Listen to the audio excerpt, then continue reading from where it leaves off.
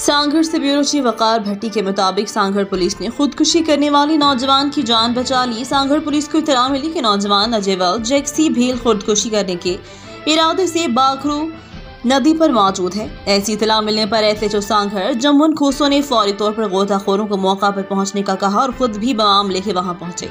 इंतहाई एहतियात और हिकमत अमली का मुजाहरा करते हुए नौजवान को बचा लिया, थाने पर लाए और समझा बुझाकर उसके दादा रवो भील के हवाले किया।